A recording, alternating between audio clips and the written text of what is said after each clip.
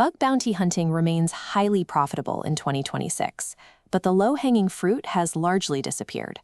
Most organizations now employ internal automation to identify and patch basic vulnerabilities long before a public researcher ever sees the domain. This creates a specific problem for beginners.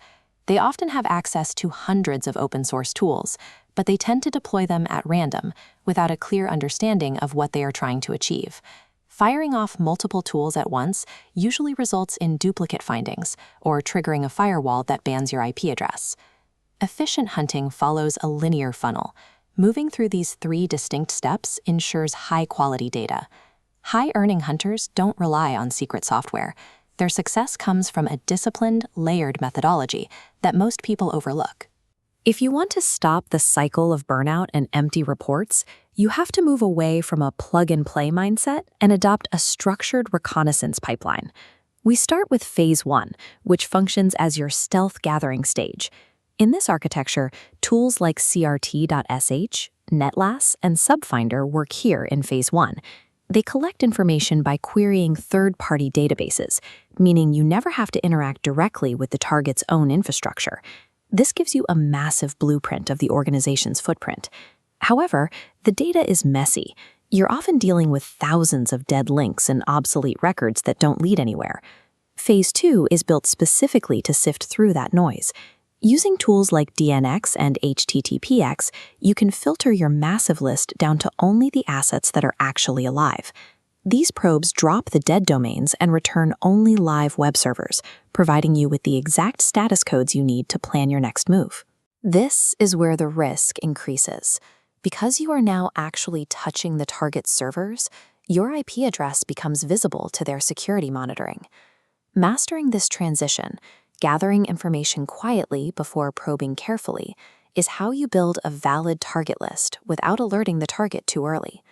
Once you have a refined list of live hosts, you can move into Phase 3 for active reconnaissance and fuzzing.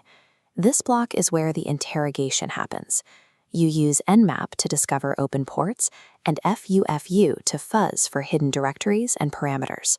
The goal is to find what isn't linked on the homepage, things like forgotten administrative panels, exposed APIs, or backend parameters. Be aware that Phase 3 is the most intrusive part of the process. It is loud, it is time-consuming, and it is easily detected if you aren't careful.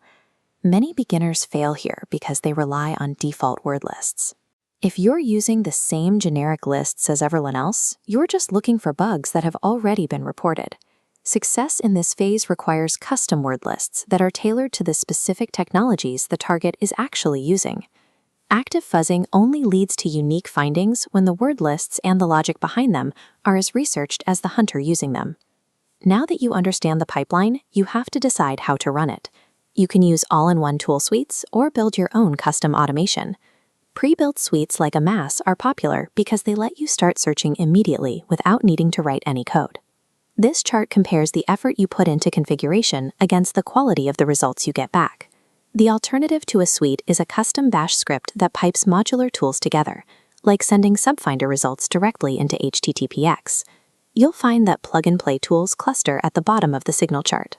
Because Spinner are easy to use, thousands of people are using them to find the same bugs. In the high-effort quadrant, custom automation allows for continuous monitoring. These scripts can alert you the minute a company pushes a new, vulnerable update to their site.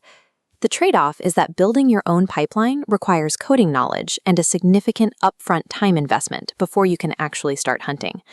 However, that investment is often what allows elite hunters to identify vulnerabilities hours or even days before the rest of the community.